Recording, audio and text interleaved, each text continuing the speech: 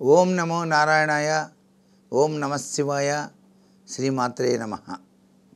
అమ్మవారిని కలశ స్థాపన చేసిన ప్రదేశంలో గోమయంతో శుద్ధి చేయాలని చెప్తారు కదా.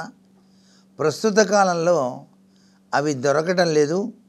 కావున ప్రత్యామ్నాయ విధాన మార్గాలు ఏమైనా ఉన్నాయా తెలియజేయగలరు అంటున్నారు. అమ్మవారి యొక్క కలశ స్థాపనే కాదు, ఏ కలశ స్థాపన చేసేటప్పుడైనా సరే తప్పనిసరిగా గోమయంతో అలకాలి అని చెప్పేసి మనకి నోములు వ్రతాల్లో చెప్పినప్పటికీ గోమయం దొరకని పక్షాన ఏం చెయ్యాలి? పుణ్యాహవచనము అని చెప్పేసి మంత్రోచ్చరణతో నీటితో అలా చల్లుతారు. అంతేకాకుండా దర్భలు చాలా విశిష్టవంతమైన ప్రాధాన్యతను సంతరించుకున్నాయి కాబట్టి నీటిలో దర్భను ఉంచి ఆ దర్భ నీటిని చిలకరించిన లేక గంగాజలం గనక ఉంటే గంగాజలాన్ని చల్లి చక్కగా కలశస్థాపన చేసి పంచపల్లవాలతో అలంకరించినా కూడాను సరిపోతుంది. అయితే గోసేవను మించిన సేవ మరొకటి లేదు. ప్రస్తుత నాగరిక ప్రపంచంలో ఇప్పటికీ పల్లెటూళ్ళల్లో గోసేవ చేస్తూనే ఉన్నారు.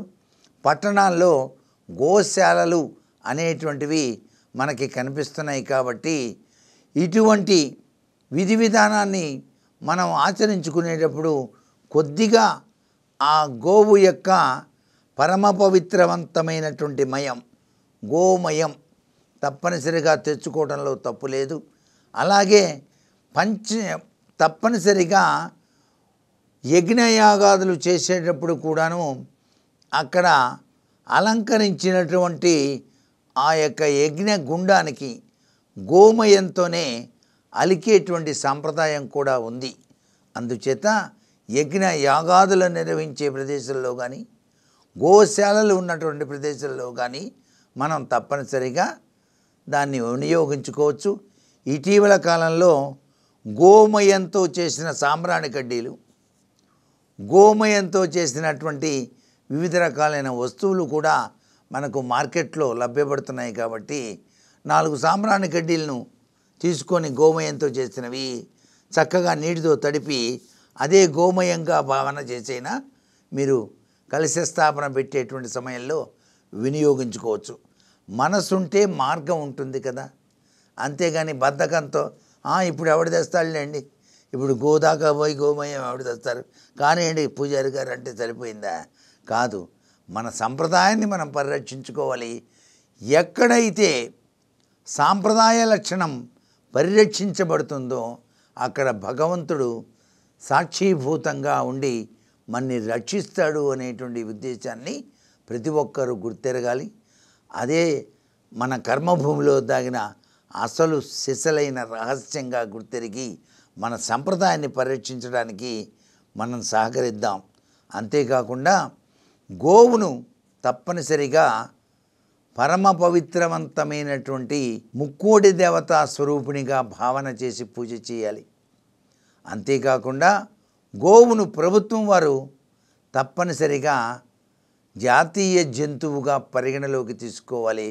దానికోసం మనం అంతా కృషి చేయాలి. పరమ పవిత్రవంతమైన గోవును జాతీయ జంతువుగా పరిగణలోకి తీసుకోవాల్సింది అని. ఎందుచేతంటే గోహింస అనేటువంటిది చాలా దుర్మార్గం, గోమాంస భక్షణ అనేటువంటిది చాలా హీనాతిహీనమైంది. కాబట్టి ఇది గనక మనం ఆచరణలో పెడితే మనం ఎంతో పుణ్యం చేసుకున్న వాళ్ళం అవుతాం.